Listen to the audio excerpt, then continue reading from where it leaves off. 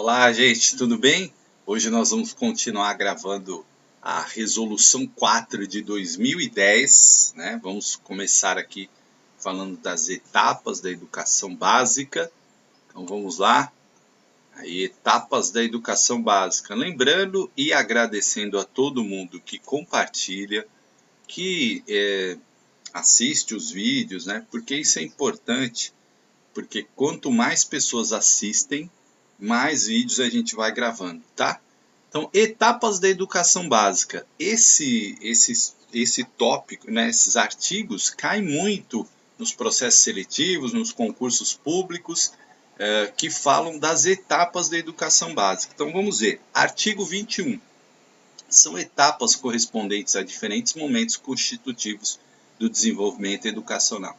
Lembrando, educação básica vai da educação infantil, passa pelo ensino fundamental e vai até o ensino médio, certo? Então vamos lá, inciso 1, a educação infantil, que compreende a creche, englobando as diferentes etapas do desenvolvimento da criança até 3 anos e 11 meses. Essa data você precisa guardar, gente, porque aparece como pergunta, né? Eles gostam de perguntar os números, os dados, né? Informações numéricas são muito cobradas aí. Então, creche até 3 anos e 11 meses, de acordo com a Resolução 4 de 2010, Diretrizes Curriculares para a Educação Básica. E a pré-escola com duração de 2 anos. O professor não falou aqui da duração da creche, né? Mas a gente sabe que é 4 e 5 anos. Não está citado aqui, e, claro, se a banca perguntar sobre o artigo 21, inciso 1, ela não vai mencionar essa informação, porque é de acordo com a letra da lei que eles perguntam, tá? Então, aqui está que a pré-escola com duração de 2 anos, sabemos aí que a idade é 4 e 5 anos, observando a data de corte de 31 de março, né? Então, 3 anos e 11 meses para creche, não esqueça disso, e pré-escola, duração de 2 anos. Segundo inciso, o ensino fundamental obrigatório e gratuito, com duração de 9 anos, né, ninguém pode esquecer isso, é organizado e tratado em 2 fases. As dos 5 anos, que é aquela primeiro ano, segundo ano, terceiro ano, quarto ano, quinto ano, e os 4 anos finais, que é o sexto, sétimo, oitavo e nono, não esqueça disso. Inciso 3, o ensino médio com duração mínima de 3 anos, tá? Então, ensino médio aí, duração de 3 anos. Todos esses números você tem que estar na ponta da língua, porque isso é perguntado. É uma questão normalmente fácil de você acertar, né? Porque as informações aí são muito objetivas, então você não pode errar esse tipo de pergunta. Parágrafo único. Essas etapas e fases têm previsão de idades próprias, as quais, no entanto, são diversas quando se atenta para sujeitos com características que fogem à norma, como é o caso entre outros. E aqui falou da questão da idade, né, da idade própria para cada etapa e cada fase da educação, porém tem algumas que fogem à norma, e ele vai citar aqui, é importante você saber. Inciso 1, de atraso na matrícula ou no percurso escolar. Por algum motivo, a criança não foi matriculada na época certa, né? Então, ficou atrasada. Não tem nada a ver com a data de corte aqui, viu, gente? Porque a data de corte não causa atraso na matrícula. Ah, porque meu filho nasceu dia 1º de abril, vai ficar atrasado um ano. Não é isso, tá? Isso aqui é atraso mesmo. O pai, sei lá, aconteceu alguma coisa, ele só matriculou a criança com 8 anos de idade no primeiro ano, por exemplo, tá?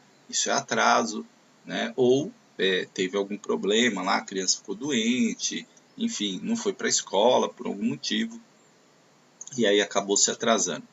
Inciso 2, de retenção, né? Repetência e retorno de quem havia abandonado os estudos. Então, houve aí processo de retenção, a criança repetiu e foi ficando atrasada, certo? 3, de portadores de deficiência limitadora, né? Novamente, não se usa mais esse termo portadores de deficiência, é pessoa com deficiência. Mas na legislação está assim, na resolução está assim, por quê? Essa é uma resolução de 2010, então esse termo ainda era usado. Ah, mas não foi atualizado, verdade. Tem várias legislações brasileiras, o ECA, por exemplo, que não estão atualizados ainda com a terminologia correta. 4. De jovens e adultos sem escolarização ou com esta incompleta. Então, o caso dos jovens e adultos também entra nessas normas, fogem à norma aqui. 5. De habitantes de zonas rurais, né? Porque às vezes você tem lá uma zona rural onde não tinha escola, a escola era muito longe, tinha muitas dificuldades, e aí causou aí atrasos na escolarização das crianças. De indígenas e quilombolas, a mesma coisa, né, que eu falei anteriormente. E 7. De adolescentes em regime de acolhimento ou internação, jovens e adultos em situação de privação de liberdade nos estabelecimentos penais. É aquelas pessoas que cumprem o adolescente uma medida, né, de tá lá na Fundação Casa, enfim, e por isso atrasou os estudos, se envolveu com coisas erradas, com drogas, com crime, e também as pessoas que também cometem aí infrações penais e acabam ficando fora da escola, certo? A todos esses, né, tem características que fogem à norma quando a gente fala de fase e previsão de idade própria, mas eles têm que ser atendidos também, tá? Seção 1 da educação infantil. Então agora nós vamos esmiuçar a educação infantil. E o que diz o artigo 22? A educação infantil tem por objetivo o desenvolvimento integral da criança, em seus aspectos físico, afetivo, psicológico, intelectual e social, complementando a ação da família e da comunidade. Então é importante esse parágrafo, porque ele traça aí o objetivo da educação infantil, que é desenvolvimento integral da criança, e ele fala dos aspectos, e aí você tem que estar atento, é o físico, o afetivo, o psicológico, o intelectual, o social. Não esqueça disso, tá? Por quê? Porque costuma cair como pergunta isso. Então você tem que lembrar que é todos os aspectos, físico, afetivo, psicológico, intelectual e social. Complementando a ação da família é sempre complementando, tá, gente? Não é substituindo. As bancas costumam trocar por substituindo a ação da família e da comunidade. A escola não substitui a ação da família, certo? Tenha isso em mente para todas as perguntas sobre educação infantil. Parágrafo 1. As crianças provêm de diferentes e singulares contextos socioculturais, socioeconômicos e étnicos. Por isso, devem ter a oportunidade de ser acolhidas e respeitadas pela escola e pelos profissionais da educação, com base nos princípios da individualidade, igualdade, liberdade, diversidade e pluralidade. Gente, as escolas recebem crianças de todos os locais, com diferentes culturas, com diferentes questões socioeconômicas. É muito comum você ver numa escola pública mesmo, né, crianças que têm um padrão de vida melhor, crianças que têm um padrão de vida menor, enfim. E a gente tem que trabalhar questões étnicas, diferenças, e aí o parágrafo 1 do artigo 22 aponta princípios importantes: individualidade, respeito ao indivíduo, as suas características, né, sua forma de ser, a questão da igualdade, certo? Tratamento, né, igualitário, liberdade de ação, né, enfim, como eu sempre falo, esses itens estão no DNA da nossa educação. Diversidade, respeito à diversidade e à pluralidade, tá? Então, tem que ter isso em mente também, que costuma aparecer. Parágrafo 2. Para as crianças, independentemente das diferentes condições físicas, sensoriais, intelectuais, linguísticas, étnico-raciais, socioeconômicas, de origem, de religião, entre outras, as relações sociais e intersubjetivas no espaço escolar requerem atenção intensiva dos profissionais da educação durante o tempo de desenvolvimento das atividades que lhes são peculiares, pois esse é o momento em que curiosidade deve ser estimulada a partir da brincadeira orientada pelos profissionais da educação. Parágrafo importantíssimo da educação infantil. Por quê? Primeiro, ele pontua lá, né? Independente da criança, certo? Independente se é da religião, da origem étnica, enfim, de qualquer origem social, econômica, independente disso, a gente precisa estimular nesta fase, né, a curiosidade, certo? Então, tá bem claro isso aqui. E como é que se faz isso na educação infantil? A partir, por exemplo, das brincadeiras. Ah, então é brincadeira, eu chego lá na educação infantil, dou uma brincadeira e pronto, né? Deixa as crianças brincar lá do jeito que elas querem brincar. Não, né? É uma brincadeira orientada, é uma brincadeira pedagogicamente pensada, certo? Não é chegar lá e jogar sei lá, vamos pensar aqui, jogar lá uns blocos de montar e falar, não, vocês brinquem aí, do jeito que quiser, daqui a pouco um tá atacando o bloco no outro.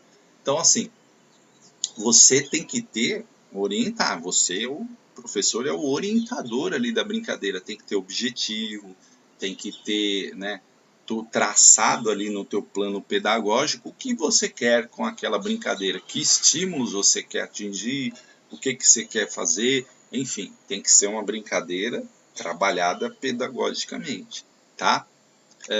Não que não possa haver momentos de brincadeira livre, por exemplo, pode, né? Um momento de descontração, pode acontecer, mas, né, em grande parte, as brincadeiras têm que ser orientadas porque elas têm objetivos a serem atingidos que o profissional da educação vai colocar dentro do seu planejamento, dentro do que a educação infantil tem que desenvolver nesta etapa, tá? 3. Vínculos da família, dos laços de solidariedade humana e do respeito mútuo e que se assenta à vida social devem iniciar-se na educação infantil e sua intensificação deve ocorrer ao longo da educação básica. Então, atrelar, né, a importância dessa questão da família, dos laços de solidariedade entre as crianças, do respeito mútuo, tudo isso a gente trabalha na educação infantil. É de pequeno, né, que a gente vai trabalhando essas importantes informações com as crianças. Então, a solidariedade, respeitar o outro, tudo isso a gente fortalece, trabalha na educação infantil. 5. Eu gosto é disso. Questões. Vamos lá. VUNESP, alumínio, a professora Thelma trabalha com crianças de 0 a 5 anos e tem se orientado pelas DCNs, né, gerais, DCNG, para a educação básica. A resolução CNECB, no número 4 de 2010, acolhendo e respeitando as crianças que provêm de diferentes e singulares contextos, estimulando-as para um desenvolvimento integral e uma aprendizagem significativa. Essa resolução, número 2 do artigo 22, parágrafo 2, né, sinaliza a importância da atenção intensiva dos profissionais da educação durante o tempo de realização das atividades, que lhes são peculiares, pois esse é o momento em que a. Os acidentes devem ser cuidadosamente prevenidos e evitados, contendo correrias e separando brigas. B. Os conceitos científicos devem ser trabalhados teoricamente pelos professores. C. A formação de grupinhos com crianças bem diferentes deve ser exigida para aprender e a dialogar. D. A curiosidade deve ser estimulada a partir da brincadeira, orientada pelos profissionais de educação. E E. O raciocínio lógico deve ser exercitado com explicações dos professores sobre as regras. Ficou fácil essa questão, porque eu acabei de falar disso, né? Então ficou moleza e ficou miojo batido no liquidificador, isso aqui. De tão, né? Nossa, comparação horrível essa minha. Mas vamos lá, seguindo aqui. Ficou fácil, né? Porque acabei de falar disso. Gabarito D, não tem nada a ver a dos acidentes, não tem nada a ver a B, trabalhar conceitos científicos, né? A formação de grupinhos, isso aqui já soa contra, né? Então, a D, né, a curiosidade deve ser estimulada a partir da brincadeira orientada pelos profissionais da educação, no artigo 22, acabei de falar disso, então tranquilo, só para vocês notarem. Gente, por que eu trabalho com a pergunta seguida do artigo normalmente? a intenção é vocês notarem o que a banca pode perguntar, como ela pode perguntar. Porque na hora que você estuda a lei, se você não tem essa noção, realmente você não fica ali. Aonde eu foco? O que eu foco? Então eu vou dando uns toques aqui para vocês do que é importante, do que cai, como pode aparecer a pergunta para a sua leitura ser mais atenta. Porque eu digo, não é só assistir a videoaula, tem que ler a lei, tá? Eu sempre falo isso. E estar com o edital, com conteúdo que vai cair do seu lado, para você ver se realmente cai. Senão tem gente que fica assistindo tudo na internet e não assiste o que tem que assistir, ou não estuda o que tem que estudar, tá? Foco para as crianças, independente das diferenças, exatamente aqui o parágrafo 2, gabarito letra D, ó, é o momento em que a curiosidade deve ser estimulada a partir da brincadeira, orientada pelos profissionais da educação. Isso também te ajuda a lembrar na hora da prova, né? Eu chato aqui falando para você dos parágrafos, enfatizando, e aí você vai lembrar na hora da prova. Seção 3, o glorioso ensino fundamental. Artigo 23, o ensino fundamental com 9 anos de duração, de matrícula obrigatória para crianças a partir dos 6 anos de idade, tem duas fases sequentes com características próprias, né? Chamadas de anos iniciais, com 5 anos de duração, em regra para os estudantes de 6 a 10 anos, em regra, tá, gente? E anos finais com 4 anos para os de 11 a 14 anos. Olha quanta informação aqui que a banca pode cobrar de você. Então, 9 anos de duração, isso é tranquilíssimo. A partir dos 6 anos de idade, aqui pode dar polêmica, porque criança nasceu depois do dia 1º de abril. Né? Não, nasceu depois do dia 31 de março. Nasceu 1º de abril. Ela vai para o primeiro ano? Não, tá? Porque é nota de corte, ó, é a idade de corte, né? Ali do primeiro ano. E se ela já estiver no sistema, aí é outra história, tá?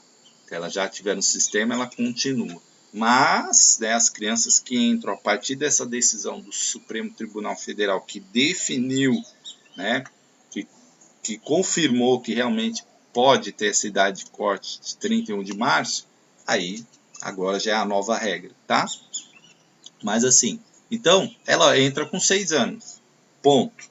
Aqui não fala se é dia 31, então se perguntar é 6 anos aqui, tá? No artigo 23. Aí tem 5 anos, né? Primeiro a quinto ano, depois 6 anos, primeiro ano, segundo ano, terceiro ano, quarto ano, quinto ano, que é os anos iniciais. Depois você tem, que normalmente é de 6 a 10 anos, né? A criança que está ali normalmente de 6 a 10, em regra. E depois os anos finais, que são 4 anos, né? O sexto ano, sétimo ano, oitavo ano, que normalmente é de 6 a 14 anos. Parágrafo único. No ensino fundamental, acolher significa também cuidar e educar. Gente, cansei de falar isso, né? Tô indissociável, cuidar e educar também está no ensino fundamental. Fábio, cuidar e educar não é só na creche, na pré-escola? Não, cuidar e educar é da creche, é no ensino, é na educação na pré-escola, é no ensino fundamental também, tá? Como forma de garantir a aprendizagem dos conteúdos curriculares para que o estudante desenvolva interesse e sensibilidades que lhe permitam usufruir dos bens culturais disponíveis na comunidade, na sua cidade ou na sociedade em geral, que lhe possibilitem ainda sentir-se como produtor valorizado desses bens, tá? Então, tranquilo, né? Ou seja, a gente tem que, a educação tem que garantir a todos os estudantes que eles tenham acesso a todo o conhecimento que a humanidade produziu, todos os bens culturais, todas as questões da sociedade. Artigo 24, os objetivos. Foca nisso porque, né, aparece muito nas provas também. Artigo 24, objetivos da formação básica das crianças, definidos para a educação infantil, prolongam-se durante os anos iniciais do ensino fundamental, especialmente no primeiro, e complementam-se nos anos finais, ampliando e intensificando gradativamente o processo educativo. Mediante, é lógico, gente, educação é uma sequência, não é uma ruptura. Então, você está lá, foi definido lá objetivos na educação infantil, eles simplesmente não desaparecem, eles são prolongados ali, principalmente no primeiro ano, né? Está aqui, ó, especialmente no primeiro ano. Então, é uma transição, vai aumentando, né? Vai aumentando os conhecimentos, vai se ampliando ali o leque de informações, mas com uma sequência, certo? Gradativamente. Então, inciso 1, o desenvolvimento da capacidade de aprender, tendo como meios básicos o pleno domínio da leitura, da escrita e do cálculo. Importante, é um dos objetivos do ensino fundamental, o domínio da leitura, da escrita e do cálculo. Ah, professor, mas na pré-escola alfabetiza? Não, né? Mas trabalha lá noções, trabalha conhecimento das letras, trabalha, mas no objetivo não é alfabetizar, trabalha sequência, então você vai aprendendo noções que vão te ajudar depois na leitura, na escrita e no cálculo, certo? 2, foco central na alfabetização ao longo dos 3 primeiros anos. Aqui é polêmica.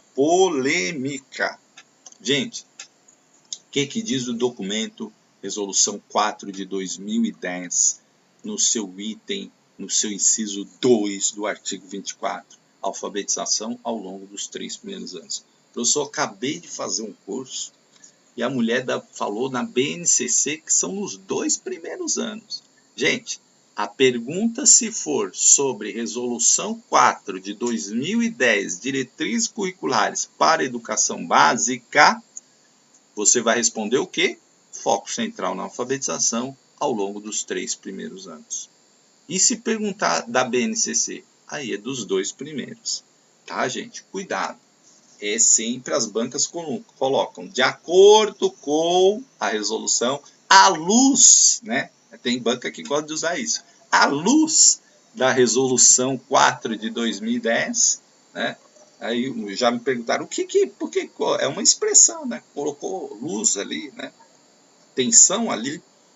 Então, cuidado. Você responde de acordo com o que a pergunta está estabelecendo para você. Pergunta, mas eu respondi 2 anos, porque na BNCC está 2 anos. Olha a pergunta, está lá, Resolução 4 de 2010? Não tem jeito, gente. Ele não perguntou da BNCC, ele perguntou da Resolução 4. Se ele perguntasse da BNCC, aí sua resposta de 2 anos estaria correta. 3. Compreensão do ambiente natural e social do sistema político, da economia, da tecnologia, das artes, da cultura e dos valores em que se fundamenta a sociedade. 4. Desenvolvimento da capacidade de aprendizagem, tendo em vista a aquisição de conhecimentos e habilidades e a formação de atitudes e valores. Aqui o que eu falo que é o chave, né? C-H-A-I-V, né? Sem o E. Conhecimentos, habilidades, formação de atitudes e valores. Então, aqui você também estuda a questão do ambiente natural, social, político, econômico, tecnológico.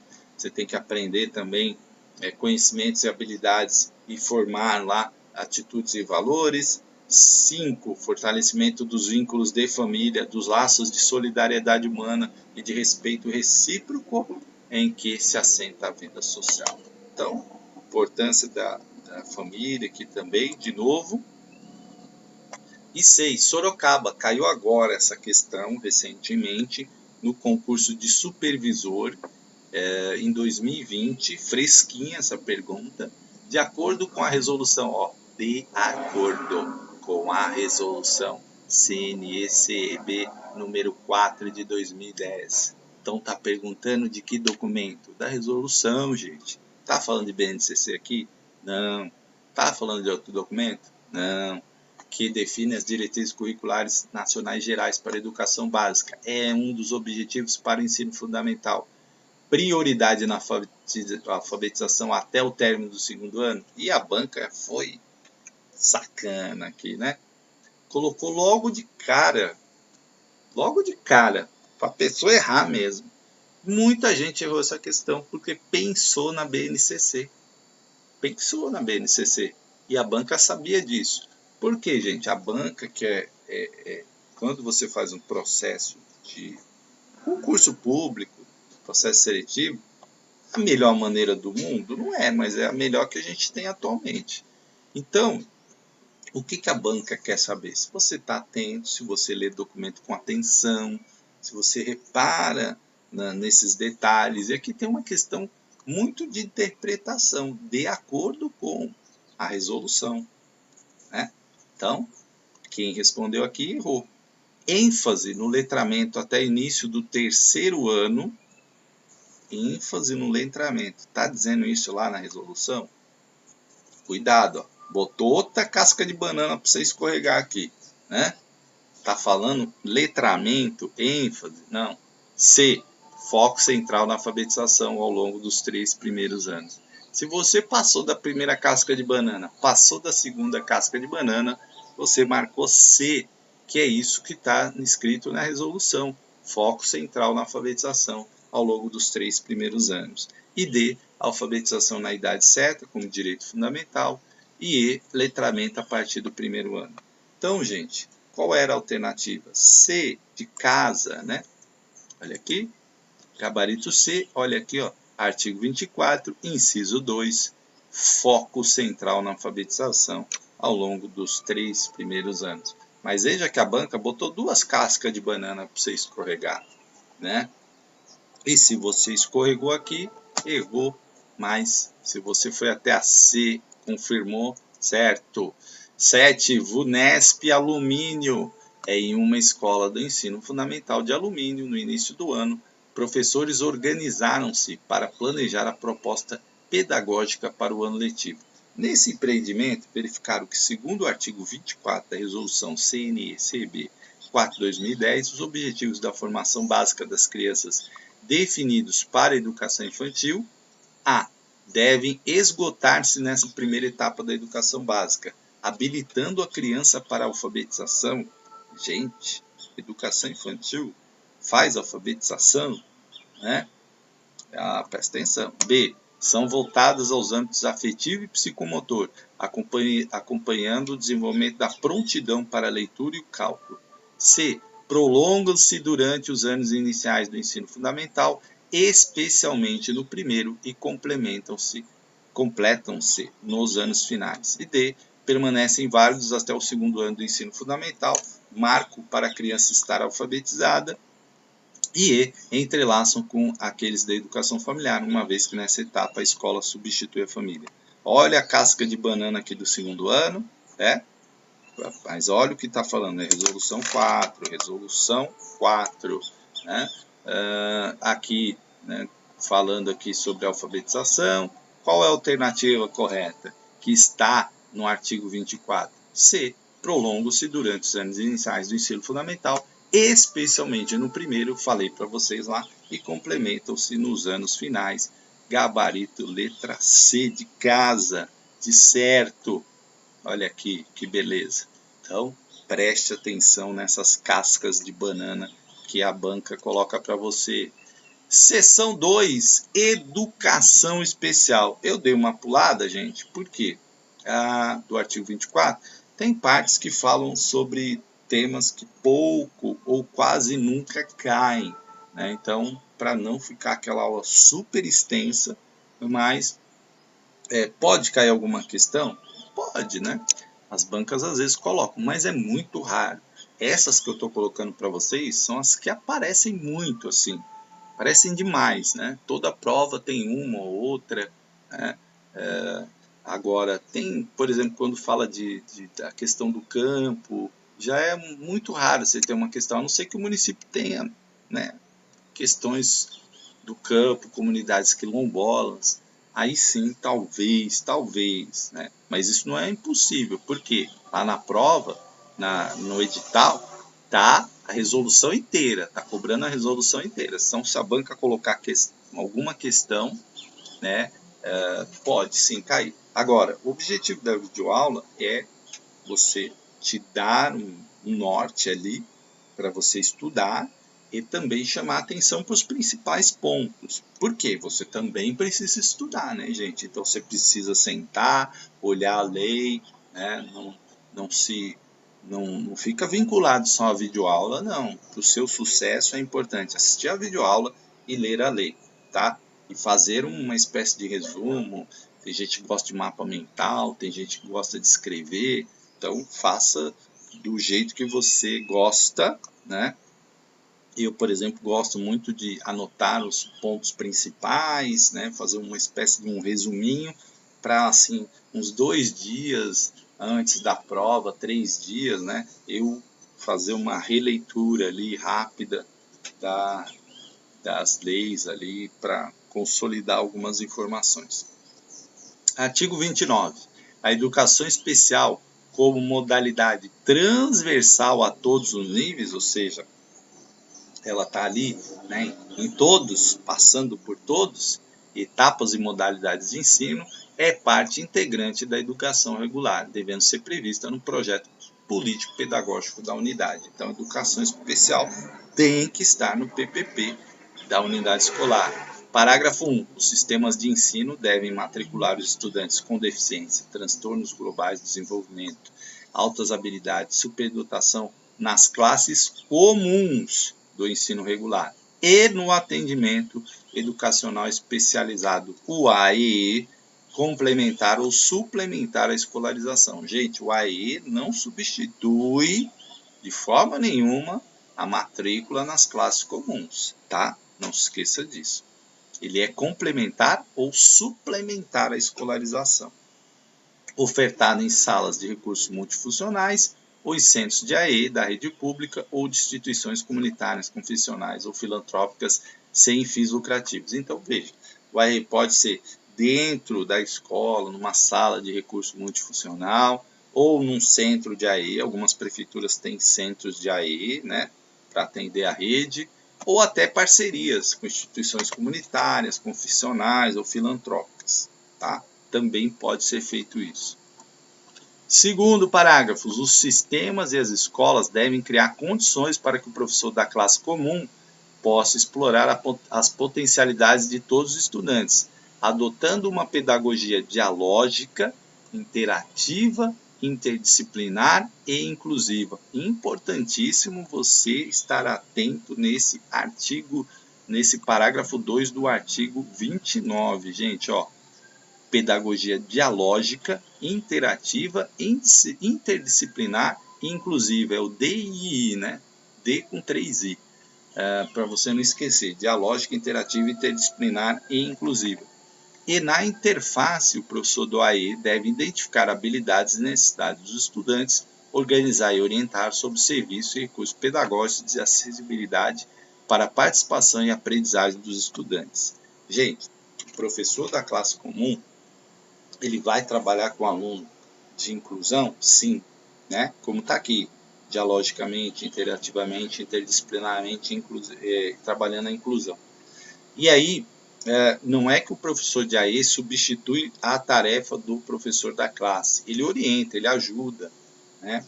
Ele dá elementos ali também. Mas o professor da classe tem o seu papel de buscar ali informações, conversar com a professora do AE, pedir sugestões, dicas de atividades, tá? Mas o AE o AE não vai fazer o trabalho na sala de aula, porque a inclusão prevê que o professor, né, da classe trabalhe com a criança, certo? Então, muita atenção nisso. Parágrafo 3. Na organização dessa modalidade, os sistemas de ensino devem observar as seguintes orientações fundamentais. Essas orientações são extremamente importantes. Inciso 1. O pleno acesso e a efetiva participação dos estudantes no ensino regular. Eu sempre falo, nosso DNA é de inclusão. Quando você vê alguma alternativa que promova a exclusão do aluno, aí está errado, tá? Porque nossos documentos todos falam da inclusão plena, pleno acesso, efetiva participação dos estudantes no ensino regular. Inciso 2, a oferta do atendimento educacional especializado, o AE, tá? Então está previsto, né? Esse atendimento é importantíssimo. 3. A formação de professores para o EE e para o desenvolvimento de práticas educacionais inclusivas, também é importante a formação, porque é uma área que precisa ter uma formação específica, certo? Então tá aqui.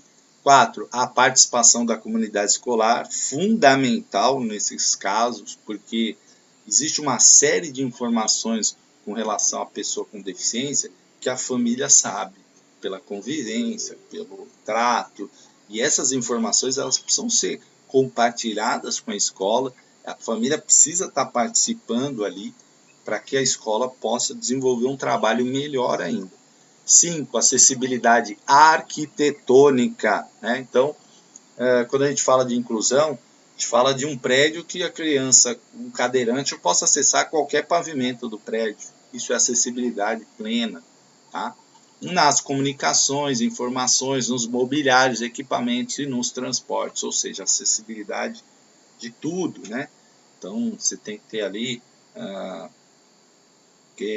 instrumentos para facilitar a questão da acessibilidade, tá? 6. Articulação das políticas públicas intersetoriais, importantes, porque muitas vezes você tem que dialogar com a questão da assistência social, com a questão da saúde, né? Dependendo da deficiência que a pessoa tem, é importante essa participação da saúde, enfim. Então, é isso exatamente o que diz o inciso 6. E aqui, gente, nós vamos depois falar do projeto político-pedagógico e regimento escolar, mas nós vamos parando... Opa, mudei a tela aqui. Nós vamos parando por aqui e aí a gente grava a última parte e encerra a resolução 4 de 2010. Espero ter colaborado. Faça os seus comentários, dê sempre sugestões. Eu sempre leio todos os comentários. Se por acaso eu passar por algum comentário e não pontuar, por favor, coloca de novo. Fala, professor Fábio, o senhor não colocou um comentário lá no meu comentário, tá? Porque eu gosto de ler todos, é um feedback importante para a gente saber aí como que está o trabalho, como que a gente está desenvolvendo as videoaulas, tá bom, gente? Obrigado e até uma próxima.